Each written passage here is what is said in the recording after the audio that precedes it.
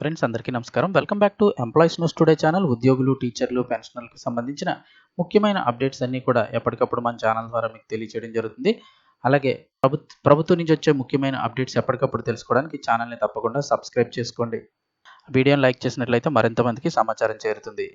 మరి కాసేపట్లో AP cabinet meeting డిఏపీఆర్సీపై కీలక నిర్ణయాలను అయితే అప్డేట్ వచ్చింది. వివరాలు వీడియోలో తెలుసుకుందాం. అంటే ఎప్పటికప్పుడు కేబినెట్ సమావేశాలు అయితే కనుక నిర్వహిస్తూ వస్తున్నారు. ఈసారి కేబినెట్ సమావేశంలో ఎటువంటి నిర్ణయాలు తీసుకుంటారనేది అయితే ఒకసారి తెలుసుకుందాము.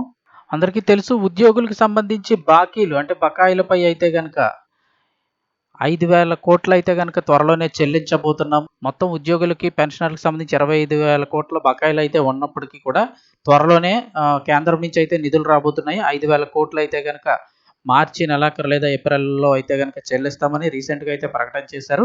సో ఇప్పుడు మరొకసారి కేబినెట్ భేటీ అయితే నిర్వహిస్తున్నారు. దీనికి సంబంధించి ఏ నిర్ణయాలు తీసుకోబోతున్నారు అనేది అయితే ఒకసారి తెలుసుకుందాము. వివరాలు చూస్తే గేరు మార్చిన చంద్రబాబు అనూహ్య నిర్ణయం. ముఖ్యమంత్రి చంద్రబాబు స్పీడ్ పెంచారు. కూటమి ప్రభుత్వం 9 నెలల పాలన పూర్తి కావడంతో కీలక నిర్ణయాలు తీసుకు అడుగులు వేస్తున్నారు. పాలనా పరంగా గేరు మార్చారు. జిల్లాల పర్యటనలో ఆకస్మిక తనిఖీలకు సిద్ధమవుతున్నారు. ఇప్పటికే బడ్జెట్ పూర్తి కావడంతో కొత్త ఆర్థిక సంవత్సరం నుంచి పథకాల అమలుపై కసరత్తు జరుగుతోంది.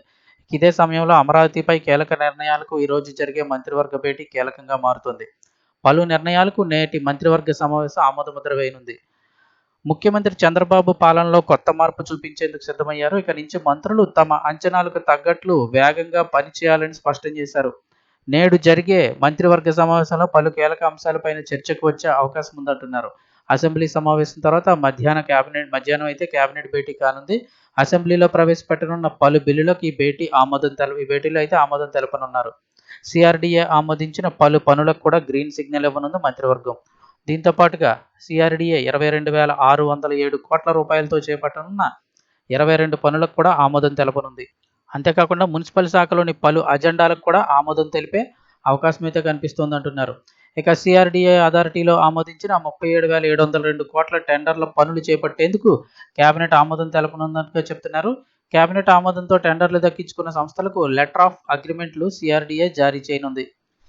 ఇక అమరావతి డెవలప్మెంట్ కార్పొరేషన్ చేపట్టిన 15,081 కోట్ల విలువైన 37 పనులకు మంత్రివర్గం ఆమోదించడంతో పాటు రాజధానిలో పలు సంస్థలకు కూడా భూ కేటాయింపులకు ఆమోదం తెలపనుంది.